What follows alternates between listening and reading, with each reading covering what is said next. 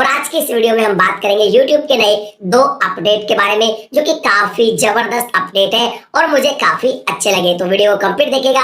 Channel को subscribe नहीं किया तो सब्सक्राइब करने के साथ साथ नोटिफिकेशन बेल को दबाकर ऑल पर क्लिक कर लीजिए, क्योंकि इसी तरह का कंटेंट आपको यहाँ पे मिलता रहता है। नमस्कार दोस्तों, तो मैं हूं दिलीप। तो आप लोग देख रहे हैं टेक्निकल दिलीप चैनल। तो आप लोगों का बहुत बहुत स्वागत है टेक्निकल दिलीप चैनल में। तो चलिए आज के इस वीडियो को स्टार्ट करके आपको स्टेप बाय स्टेप बता देते। तो सबसे पहला जो अपडेट है वो ये अपडेट है कि भाई जब भी कोई यूट्यूबर किसी म्यूजिक को अपनी वीडियो के अंदर ऐड करता है और अगर उस वीडियो पर कॉपीराइट क्लेम आता है तो उसकी वीडियो के डिस्क्रिप्शन में लिखा जाता है म्यूजिक इन दिस वीडियो और पता चल जाता है कि इस पर कॉपीराइट क्लेम है।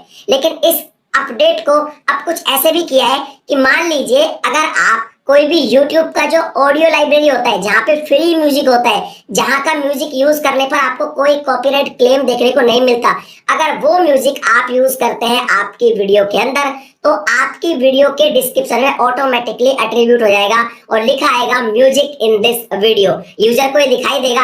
अब यहाँ पे आपके ऊपर कॉपीराइट क्लेम नहीं आया है, सिर्फ एट्रीब्यूट हुआ है, यानी जो भी यूजर आपका वीडियो देख रहा है वो उस पर क्लिक करके वहां पे जा सकता है, उसको पता चल सकता है कि आपने पर्टिकुलर कौन सा म्यूजिक यहाँ पे यूज किया है। यानी कुल मिला के अगर आप अब YouTube ऑडियो लाइब्रेरी का फ्री म्यूजिक भी यूज करोगे तो भी ऑटोमेटिकली आपके वीडियो के डिस्क्रिप्शन में एट्रीब्यूट हो जाएगा और लिखा आएगा म्यूजिक इन दिस वीडियो। तो ये काफी कमाल की बात है, क्योंकि बहुत सारे लोग पूछते रहते हैं कि सर ये म्यूजिक आपने कहाँ से लिया, ये म्यूजिक कहाँ पे मिला, तो वो इजीली पता लगा पाएंगे। चलिए अब यहाँ पे बात करते हैं दूसरे अपडेट के बारे में। तो दोस्तों आप साइड में देख रहे हैं मेरा मोबाइल ओपन है। दूसरा अपडेट आया है सर्च रिजल्ट को लेकर। इसको काफी ज्यादा इंप्रूव किया गया है। जैसे मान लीजिए मैंने Vivo Y73 अनबॉक्सिंग यहाँ पे सर्च करा, अब मेरा ही वीडियो सबसे ऊपर आ रहा है, तो यहाँ पे अगर मैंने इस पे चैप्टर्स डाले हुए हैं, अगर टाइम स्टैम्प लगाया तो वीडियो में सर्च रिजल्ट के अंदर ही नीचे लिखा आएगा जैसे 14 चैप्टर्स, इसके अंदर 14 चैप्टर्स है, तो मैं सर्च रिजल्ट पे इस पे क्लिक कर सकता हूँ और मैं चाहूँ जिस वाले पार्ट को देख सकता हूँ। मान लीजिए मुझे गेमिंग टेक्स्ट देखना है तो मैं इस पे जैसे ही क्लिक करूंगा